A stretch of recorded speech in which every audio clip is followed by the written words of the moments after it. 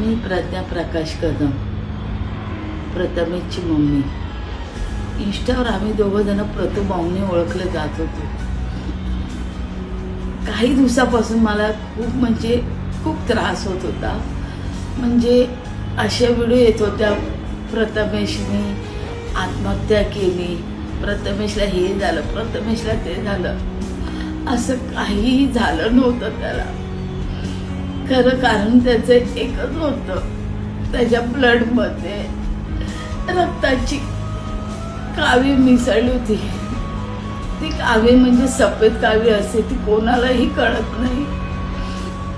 डॉक्टरनी मला गॅरंटी दिली होती. जेव्हा मी त्याला ॲडमिट केलं, डॉक्टर बोलले 2-3 दिवसात तो कव्हर होईल.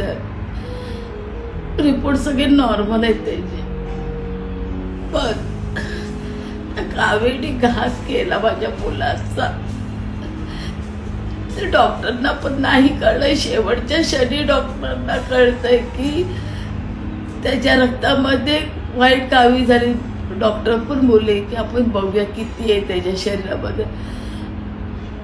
पूर्ण शरीरभर त्याच्यात रक्ताची कावी मिसळली होती. जेव्हा डॉक्टर मला बोलले की आता तुम्ही देवाला प्रार्थना करा, तेव्हा मी खचून गेली. वेळेला आता काय गॅरंटी नाहीये माझ्या मुलाची.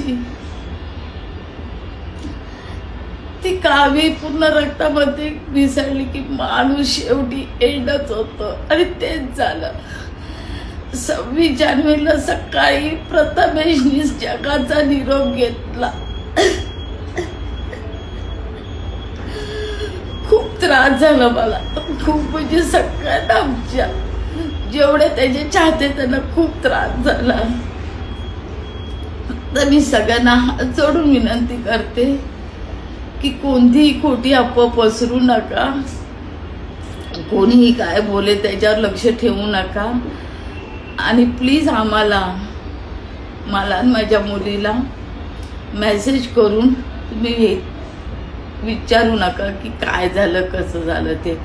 म्हणून व्हिडिओ बनवायचं कारण हेच आहे की तुमचा जे गैरसमज होता तो मी आता दूर केला आहे.